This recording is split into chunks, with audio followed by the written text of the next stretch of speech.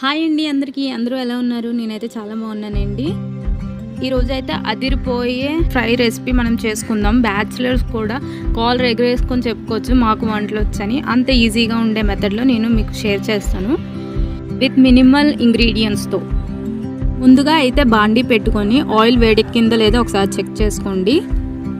Oil వేడెక్కిన తర్వాత కొత్తిమీర, కరివేపాకు చీలికలు వేసుకొని కొంచెం దూరగా వేపుకోండి. ముందుగా మనం కట్ చేసుకున్న ఉల్లిపాయలు, జింజర్ గార్లిక్, లవంగం, దాల్చిన చెక్క, పువ్వు, మిక్సీ ఆడుకున్న మిశ్రమాన్ని నూనెలో వేసి కాసేపు వేగనివ్వండి. మీ దగ్గర ఇన్స్టెంట్ చికెన్ మసాలా ఉన్నా కూడా యాడ్ చేసుకోవచ్చింది. టేస్ట్ అయితే చాలా బాగుంటుంది. తగినంత పసుపు వేసుకొని వేపుకోండి. 1 అవర్ బ్యాక్ చికెన్ని క్లీన్ చేసి ఉప్పు కారం రాసుకున్నాం కదండి, ఆ చికెన్ని పేస్ట్తో పాటు కలపండి.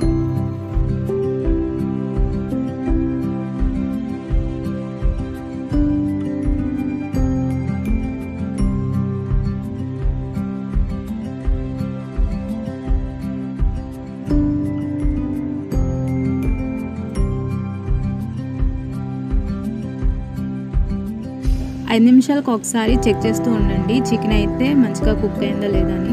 లేదంటే అడుగు అంటుతుంది. ఇది మాత్రం బాగా బిగినర్స్ గుర్తుపెట్టుకోవాల్సిన విషయం.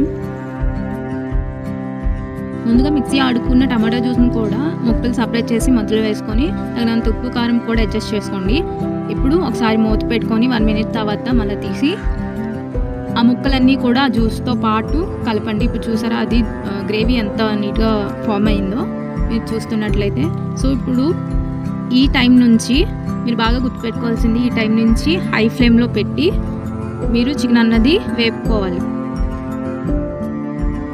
ఇలా వేడివేడి అన్నంలో చికెన్ ముక్కలు వేసుకొని అలా నిమ్మకాయ పిండుకొని తింటుంటే అద్భుత. మా వాళ్ళు అయితే లొట్టలు వేసుకొని తిన్నారండి. మీ వాళ్ళు కూడా అలాగే చేయాలంటే మీరు కూడా మీ ఇంట్లో ఈ రెసిపీని తప్పకుండా ట్రై చేయండి.